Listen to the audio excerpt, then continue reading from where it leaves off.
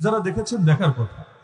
যে মানুষটার আরবিতে এত সমস্যা যে সামনে লেখা হলো আখুযু বিহি, তিনি পড়ছেন আখতারা বিহি, আল্লাযী আখতারা বিহা। আবার দেখা যাচ্ছে আল্লাযী জামা পড়ছে আল্লাযী জামা। তার মানে আমি এবারটা শুনে, আমি এবারটার ভুল ধরি নাই, পচাতে চাইলে কাউকে অনেকভাবে পচানো যেত, আমি ইচ্ছা করি এগুলো এড়িয়ে গিয়েছি, কারণ ব্যক্তিকে হেয় করা মুখ্য না, হক প্রকাশ করা মুখ্য। আমি নম্র ভাষায় সাধারণত দেখবেন এই জাতীয় পরিস্থিতিতেও আমি স্বাভাবিক বয়ানের চাইতে সুর ভিন্ন করে সর্বোচ্চ নম্র ভাষায় ভদ্রতা দেখিয়ে কথা বলার চেষ্টা করি, যাতে করে আমার উগ্র উপস্থাপনা কারো হেদায়েত গ্রহণের পথে বাধা না হয়। অনেকে আছে চাপার জোর দেখলেই এটাকে ভাবে শক্তিশালী, আর উদারতাকে ভাবে দুর্বলতা। এদের নিয়ে আমার চিন্তা নাই, কিন্তু সত্য গ্রহণের মন যাদের আছে তারা কোনটা ভদ্রতা আর কোনটা উগ্রতা সহজে বুঝতে পারে। কে টিটকারি মারে, কে অবজ্ঞা করে, কে হ্যাও করে, আর কে নিজের কথাগুলো ভদ্রতার সাথে উপস্থাপন করে, এটা বুঝতে কমন সেন্সই লাগে, পিএইচডি করা লাগে না। তো এই কারণে ভদ্রতা রক্ষা করে বলেছে। কিন্তু যখন দেখলাম আরবির এই অবস্থা, আল্লাহর কসম আমার মনের মধ্যে আফসোসটা আসলো যে ভাই, তারাবি 8 না 20 এটা বাদ দেন, তারাবি যদি কেউ নাও পড়ে সে কাফের হবে না, কিন্তু এভাবে কেরাত পড়ে যদি সারা জীবন ফরজ নামাজও পড়ে আর নামাজই হবে না। আর যার নামাজ নেই অর্থ জান্নাতের চাবি নাই, আর যার জান্নাতের চাবি নাই সে জান্নাতে যাওয়াই তো রিস্কের বিষয়। তো নামাজের জন্য গুরুত্বপূর্ণ একটা বিষয় হলো কেরাত। আমার অন্তরে বড় আফসোস লেগেছে, যদি এই পয়েন্টটা আমি সামনাসামনি থেকে বলি নাই, আলাদা করে আমি বলবো, কারণ গোটা জাতির সামনে অপমানিত করা সেখানে ইচ্ছে যাচ্ছিল না, এখানে কথা প্রসঙ্গে আসলো বলে বললাম, না হলে এটা এখানে বলার ইচ্ছা ছিল না। যে একজন মানুষের কেরাতেই যদি মৌলিক গলত থাকে, মৌলিক গলত বুঝেন, লাহানে জালি লাহানে খাফি, এটা হুজুরদের থেকে বুঝে নিয়ে না, আমার এখানের আলোচ্য বিষয় না। যদি এমন ভুল থাকে যার কারণে অর্থ বিকৃত হয়ে যায়, নামাজ হয় না, কারো মতেই নামাজ হয় না। হানাফি, শাফিঈ, হাম্বলি, মালিকি, মাযহাবি, লামাযহাবি কারো মতে নামাজ হয় না।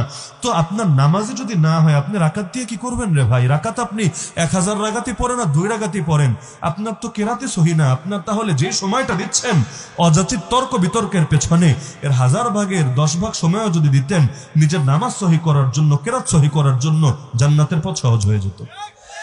কারণ আল্লাহ জিজ্ঞেস করবে না, না কবরে না হাসরে, বান্দা তর্ক করেছিলি কিনা, বান্দা বিতর্কে সফল হয়েছিলি কিনা, কিন্তু এই প্রশ্ন ঠিকই হবে, বান্দা নামাজ আদায় করেছিলি কিনা। কিয়ামতের দিনের প্রথম প্রশ্নই নামাজ, নামাজ, নামাজ। আল্লাহ রাসূল ওয়াফাতের আগে উম্মতকে বলে গিয়েছেন, নামাজ, আসসালাহ, আসসালাহ ওয়া মা মালাকাত আইমানুকুম। আমার এখন আফসোস লাগছে যে আপনাদের মধ্যেও যদি এমন কেউ থাকে যে আলতু ফালতু শাখাগত বিষয় নিয়ে তর্ক করে, কিন্তু দেখা যাচ্ছে যে ইসলামের মূল বিষয়ই তার সমস্যা, নামাজই সমস্যা, ফরজ ইবাদতের সমস্যা, তাহলে তাকে পা ধরে বলবেন, আল্লাহর রাস্তে ভাই আগে মূল ঠিক কর, তারপর শাখা দেখা যাবে। গাছের শিকড়ে যদি কাটা থাকে, ডালে যতই পানি দাও কোনো লাভ হবে না। তাহলে সুতরাং এই বিষয়টা গুরুত্বপূর্ণ কিনা। এরপর দেখলাম, উসুল বললাম আমি কয়েকটা, আমি ইচ্ছাকৃত ভাবে ওই শক্তিশালী দলিলগুলো আগে না টেনে প্রথমে এমন একটা কথা টানলাম যেটা বোঝাতে চাইলে আমাকে অনেকগুলো মূলনীতি দিয়ে বোঝাতে হবে। আমার উদ্দেশ্য ছিল মূলনীতিগুলো বলে আমি একটু ভাট্টিপ দিয়ে দেখবো আর কি, যে কথাগুলো সবকিছু বুঝতে পারছে কিনা। যেহেতু শিরোনামই হাদিস শাস্ত্রের আলোকে আলোচনা, তো শাস্ত্র বুঝে কিনা এটা আমারও ক্লিয়ার হওয়া দরকার, জাতিরও ক্লিয়ার হওয়া দরকার। আমার ধারণা ছিল জেনারেল মানুষ হলে অনেকে পড়াশোনা করার কারণে ব্যক্তিগতভাবে টুকটাক জানা থাকে। আমরা অনেক জেনারেলকে এমন দেখেছি, আলহামদুলিল্লাহ ইসলামের লাইনে মোটামুটি ভালো জ্ঞানী রাখে। আমাদের আসিফ আদনান ভাই, শামসুল আরেফিন শক্তি ভাই, মুশফিকুর রহমান মিনার ভাই, অনেকে আছে জেনারেল কিন্তু দ্বীনের লাইনে আলহামদুলিল্লাহ মোটামুটি জ্ঞান রাখে। আমার ধারণা ছিল এমন কিছু না হলেও হয়তো কাছাকাছি হবে, কিন্তু দেখলাম মূলনীতি যেই কয়টা বললাম একটা মূলনীতিরও ধারলো না। আগ থেকে যা নিয়ে এসেছে সেটাই শুধু দেখিয়ে গেল, সবকিছু আগ থেকে সাজানো, পোস্টার আগ থেকে বানানো, ব্যাস এটার জবাব এটা, এটার জবাব এটা, এটার জবাব এটা। কিন্তু আমি আগ থেকেই যত ভিন্ন ফরম্যাটে আলোচনা করেছি, কারণ এই বিষয়ে যতগুলো বই পড়েছি সবগুলোতে নির্দিষ্ট গদবাঁধা আলোচনা। আমি ইচ্ছা করে গদবাদার বাইরে চলে গিয়েছি, যাতে করে যদি আমাকে আগ থেকেই পাকড়াও করতে চায়, তাহলে খেলার তো কিছু নিয়ম আছে। আপনি যদি প্রতিপক্ষের সিস্টেম বুঝেন যে কেমনেও ব্যাট চালাবে, আপনি বলটা ওইভাবে ছুড়বেন, আগ থেকে ওরা টার্গেটে রাখবেন। আমি পুরো সিস্টেমের বাইরে চলে গিয়েছি, যেভাবে কোনো বইয়ের মধ্যে আলোচনা নাই, যাতে করে দুইটা ফায়দা হয়। এক নম্বরে আগ থেকে প্রস্তুতি নিয়ে আসলে ধরতে না পারে, সবকিছু তার মথের বাইরে চলে যাবে।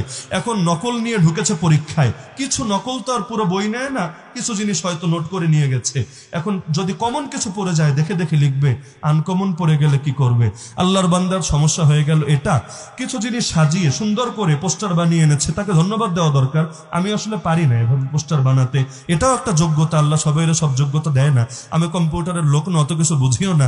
এটার জন্য আসলে বিশেষ ধন্যবাদ দেওয়া দরকার যে এত সুন্দর পোস্টার বানিয়েছেন। আল্লাহ আপনাকে পোস্টার বানানোর লাইনে আরো বরকত দান করুন। তো এই যে পোস্টারগুলো বাংলা বাংলা পোস্টার, এবং মজার একটা বিষয় হলো উনি আরবিগুলো পড়েন নাই, ভয়ে ছিলেন যে হয়তো আরবি পড়লেই ভুল হবে, আমি সেই ভুলেই ধরবো। এক জায়গায় না দুই জায়গায় শুধু পড়েছেন, সেখানে এমন ভুল করেছেন আমাদের বাচ্চারাও হাসছে। আমি তার সম্মানার্থে ভদ্রতার খাতিরে এড়িয়ে গিয়েছি, ওই পয়েন্ট নিয়ে পচানি দেই নাই, যদিও দিলে দেওয়া যেত, কিন্তু ভদ্রতার খাতিরে দেই নাই। কিন্তু পুরো বাংলাদেশ এখন এই পয়েন্টগুলো নিয়ে হাসাহাসি করছে। আর পানি খাওয়া নিয়ে তো যা হয়েছে এটা আর বলার অপেক্ষা রাখে না, সেটা আমি নাই টানলাম। তো এখন দেখা যাচ্ছে যে পোস্টারগুলো যেহেতু কমন আর আমার কথাগুলো হয়েছে আনকমন, না আমার কোনো কথার লাইনই আসছে না, চলে যাচ্ছে অন্য জায়গায়।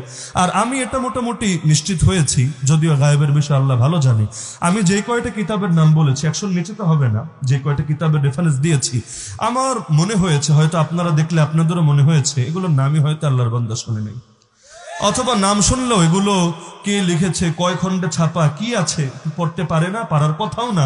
কারণ আরবির যে অবস্থা, তাতে এই কিতাবগুলো পড়ার যোগ্য। আর এগুলো যেহেতু বাংলা অনুবাদ নাই, সুতরাং এগুলো দিয়ে পোস্টার বানানো সম্ভব হয় নাই, সুতরাং এগুলো তার আলোচনার বাইরেই চলে গেছে। তো মূলনীতি আমি যা বললাম সবই দেখলাম ধরাবাঁধার বাইরে। আরেকটা